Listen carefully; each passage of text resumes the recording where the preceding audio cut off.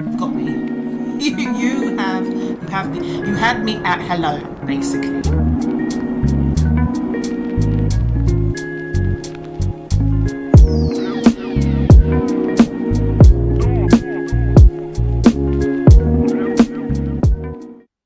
Hey guys, welcome or welcome back. For those who don't know me, my name is Money. Oh, that camera's close. And this is Conversations in the Chair, a space where I share different topics about things I'm going through, gone through, and grown through, all in the hopes to encourage and inspire you. Um, I I was getting ready to go out, and hence why I've got my face on a little bit, and it's Valentine's week, and it's Valentine's at the end of this week, and my girlies and I were talking about doing Galentine's, and we were like, yeah, sure, we'll do like a little thing at my place. What do we want to do? What do we want to eat? What do we want to drink, etc. So I'm just checking the weather because it's February in England. So, you've got to layer up and everything and cover the natural hair. So so while I was getting ready, I started thinking about love languages, and I thought, oh, that's interesting because obviously it's Valentine's, and it's the season of love and all that. And yeah, it really got me thinking about how we are expressing love languages in our everyday lives. Stay with me. Okay, so we've all heard, hopefully, we've all heard of the five love languages, and but how often are we showing up in our everyday life, for our loved ones, our friends, even our co-workers? How often are we showing up in the everyday with these love languages, um, and making those people around us really feel loved in a way that they feel loved? It really got me thinking because there's been a few conversations really recently around how we are showing up in our relationships. So I just thought I'd jump on quickly, particularly as today this afternoon, I am running out to get some bits for Galentine's. So wanted to talk to you guys, have a quick conversation in the chair about what we think about the love languages. And I'm filming on my phone, so that's why I'm moving around so a lot, and I can't seem to keep still today, so I apologise for that. Yeah, and what we think about, the five love languages. Do we know what they are? Do we know what our top two primary ones are? Uh, okay, so there are five: acts of service, gift giving, words of affirmation, quality time, and physical touch. I've taken the test. There is a test that you can do now, and obviously there is a book by Gary Chapman. Yes, Gary Chapman. And you can take the love languages test online, and it can tell you, what your primary one is and what your secondary one is, etc. So for me, mine is acts of service, and I don't remember what my second one is. I'll have to. It will come to me. It will come to me. So for me, the way I receive love or prefer to, receive love is if someone was to do something for me, whether it is a big task or a little task. If you took something off my to-do list for the day, for the week, for the month, for life, you've got me. You had me at hello, basically, if you did that. But I made it. It became very important to me to find out what the love languages are for those around me. Whether it's my children or my best friends. And it was interesting. So one of my daughters, her love language is her primary love language is also acts of service. And my other daughter, hers is quality time and words of affirmation. And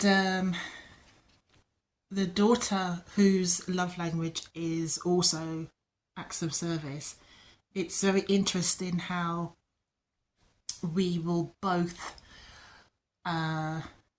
assist one another in things, and it kind of comes very naturally, and it feels very much as a genuine act of love, because it's a common language that we speak. So I found that to be interesting. And the other day I was having a conversation with one of my cousins, and she was talking about her kids, and she said that it's so important to her that if there is anything going on at school, if they come home and say, Mom, something's happened at school, or a teacher was mean, or a racial comment was made by another student,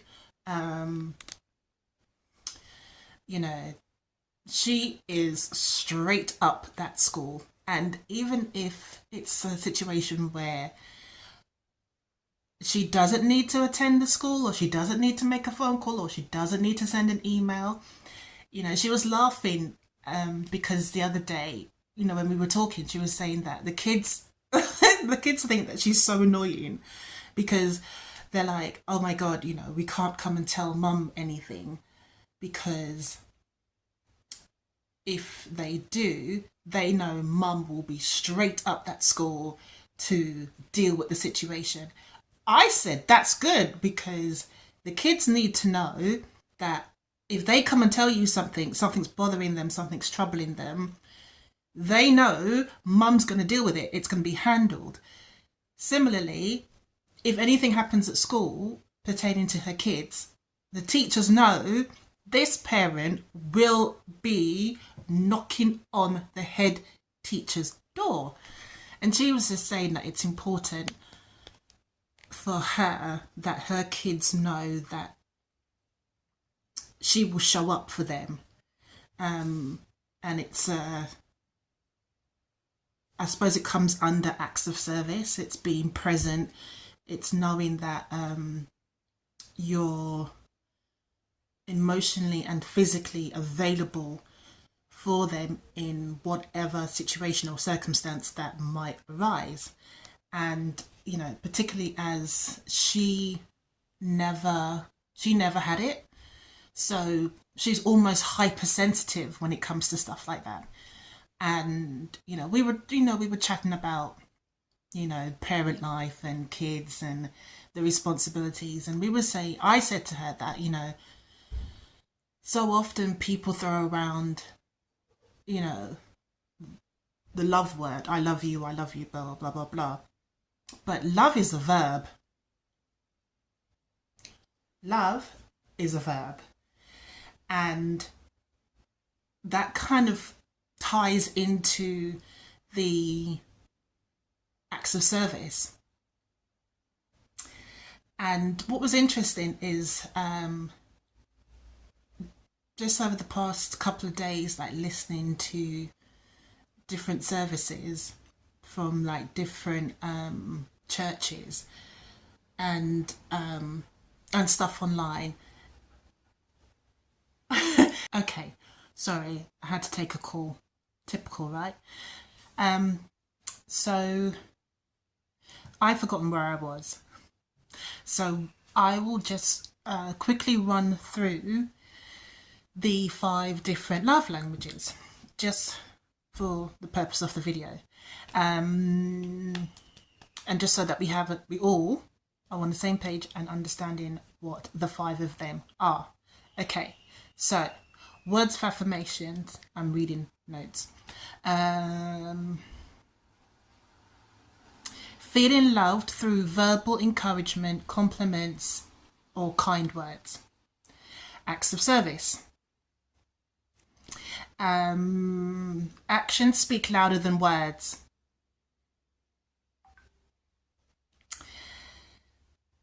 Doing things to help or support someone. Receiving gifts. Not about materialism, but thoughtful gestures that show you were thinking of them. Quality time. Giving undivided attention. Being fully present with someone. Physical touch. Hugs, holding hands, or just a simple physical gesture that creates connection. Right. Now we've got that. Now everyone's... I keep looking in the wrong place. Need to look there. So now we all know what they are.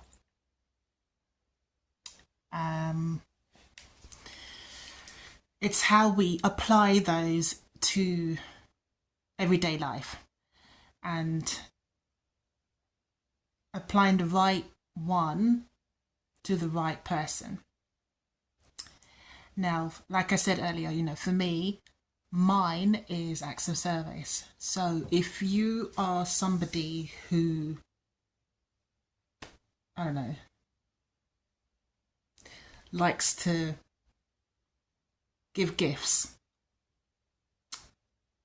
I like gifts. I do like gifts. But if you're giving me a gift and I have 1,000,001 things to do, it's not really going to hit the way you want it to hit. I will say thank you. I'll be gracious, and I may love the gift, but if it comes at a time where I have a ton of things to do, I'm just going to be like, thank you, and then keep it pushing. At the same time, if you're somebody whose love language is physical touch, and I'm not really into holding hands, or like some people don't like to be hugged. Some people do not invade their space. They don't want to be hugged. Or they don't like to give hugs. They don't like that kind of interaction and proximity. But if your love language is physical touch, then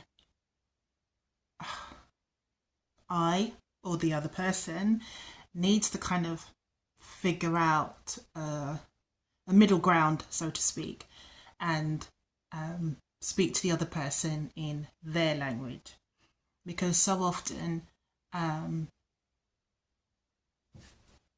we're communicating in our own language to the other person what we want all the time, and not... It's a two-way street, basically. Ultimately, that's what I'm saying. It is a two-way street. So in a romantic relationship, words of affirmation could be like, I love you and I appreciate you. But instead of saying that, you could be like, I really appreciate you showing up for me in this situation, in this time, etc. And it means a lot. Acts of service, if the person or myself, if I'm busy and I'm exhausted, if you take something off my hands and you're handling it, that's going to have a huge impact on me, because I'm going to be like, oh, this person sees me more than just like surface level. This person sees me and they understand me. Gifts as well, if gifts isn't the thing for you and you want to buy me everything in Tiffany's, Joe Malone, I don't know, all the Hermes, all these other stores, and it's like, you didn't have to do all this. It's not going to work. Quality time as well. If the person wants you to be there, be present, be there, be present. Maybe go away, have date night. Doesn't even have to be outside the house. Just cook a nice dinner, light some candles, and just connect. Physical touch, a hug, etc. I think I've spoken physical touch before. What's also important with love languages is how you show up in friendships with that. I know adult friendships can be different because we've all got busy lives, and sometimes it's a case of a quick check-in now and again, and then when you do meet up, you do all the the quick how's work, and it's really kind of how is life with you, like a proper check-in, and a check-in in a way that person feels loved and appreciated and honoured and seen. I'm trying to do this because I know my phone is either going to ring or it's going to die, and I'm trying to get out of the house as well. I would suggest that everyone takes the love languages test, because it's really insightful. It's really kind of you discover a lot about yourself, and maybe get everyone in the household to take the test and to have a conversation about it. And speaking of conversations, drop a comment in the section below what your love language is and how you discovered it, and if you're working on improving how you communicate with other people with their love language as well. And when you ask people about what their love language is, observe their reaction to it as well. That's also interesting. But the best relationship you're going to have is the relationship with yourself. So, what is your love language, and how are you showing up for yourself? First and foremost, are you loving yourself? Are you taking care of yourself? Are you drinking your water? Are you minding your business? Are you oiling your edges? Are you looking at the camera? It's been a quick one today. I just wanted to really hop on and just share this thought with you as we kind of approach Valentine's, and we're all looking for, that says real love, but I'm sure that looks backwards in the camera. We're all looking for real love. It's important that we take care of ourselves first and foremost, and we love and honour ourselves, and we show up for ourselves before we can really go out there and do anything of value for anyone else. Thank you for hanging with me in this quick conversation. Don't forget to like, comment and subscribe, and leave me a message in the comment section.